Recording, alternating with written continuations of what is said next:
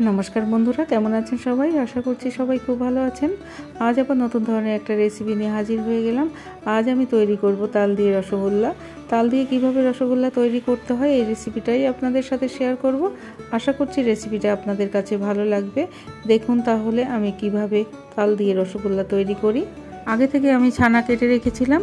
1 litre দুধের আমি ছানা কেটে রেখেছি। দেখুন ছানাটা আমি ঝরিয়ে নিয়েছি। ছানাটাকে খুব ভালো করে আমি মেখে নেব।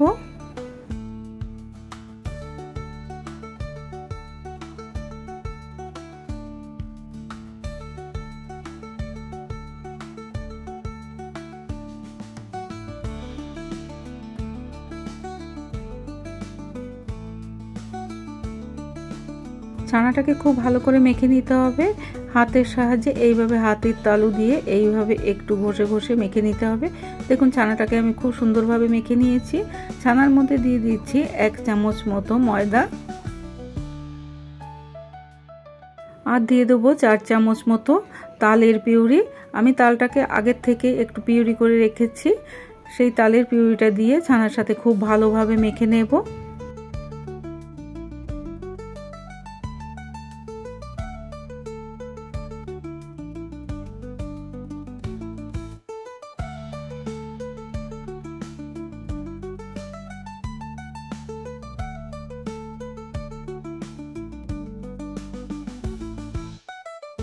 ছানাটা আমি খুব সুন্দর করে মেখে নিয়েছি।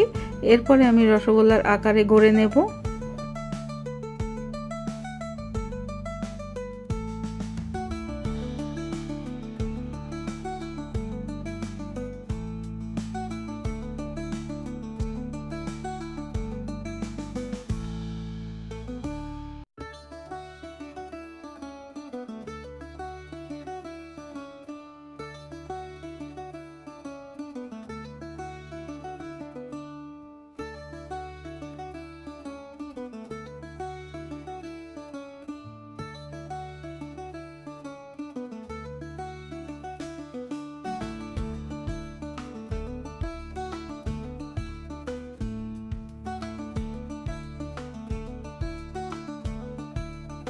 সবগুলো রসগোল্লা আমার তৈরি করা হয়ে গেছে। এক সাইডে রেখে আমি একটা শিরা তৈরি করে নেব।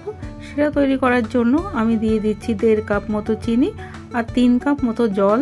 রসগোল্লার রসটা কিন্তু একটু পাতলাই হয়, তাই আমি যে চিনির পরিমাণ দিয়েছি তার ডবল আমি জল দিয়ে দিচ্ছি।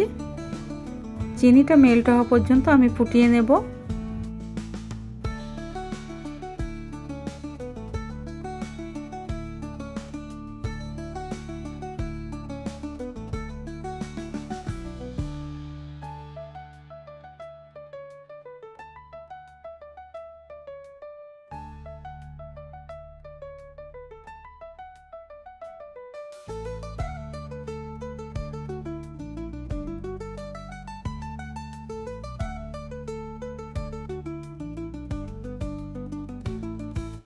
চিনিটা আমার মেল্ট হয়ে গেছে আর জলটাও ফুটে উঠেছে।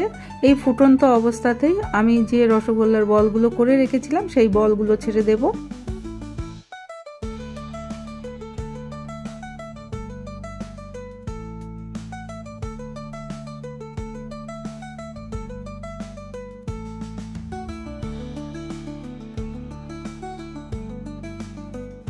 সব রসগোল্লাগুলো আমি দিয়ে দিয়েছি। এরপরে ঢেকে দিয়ে আমি 5 মিনিট পর্যন্ত ফুটিয়ে নেব। 5 মিনিট বাদে আপনাদের দেখাচ্ছি। দেখুন রসগোল্লাগুলো কি সুন্দর ফুলে উঠেছে আর বড় বড় সাইজের হয়ে গেছে। রসটা যদি একটু ঘন হয়ে যায় তাহলে একটু জল দিয়ে দেবেন, এতে করে রসগোল্লার রসটা অনেকটাই পাতলা হয়ে যাবে। আমি একটা হাতার তলা দিয়ে আস্তে আস্তে এইভাবে একটু নেড়ে নেড়ে দেব।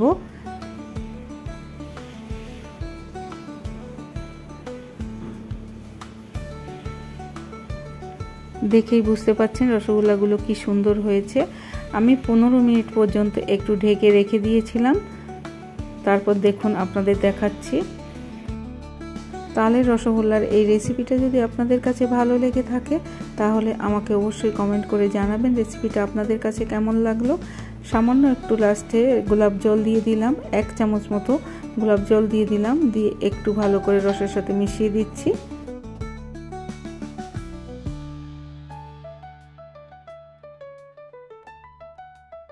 তালের এই রসগোল্লার রেসিপিটা যদি আপনাদের কাছে ভালো লেগে থাকে তাহলে আমার সাথে থাকার অনুরোধ রইল। সবাই খুব ভালো থাকবেন, সুস্থ থাকবেন। ধন্যবাদ।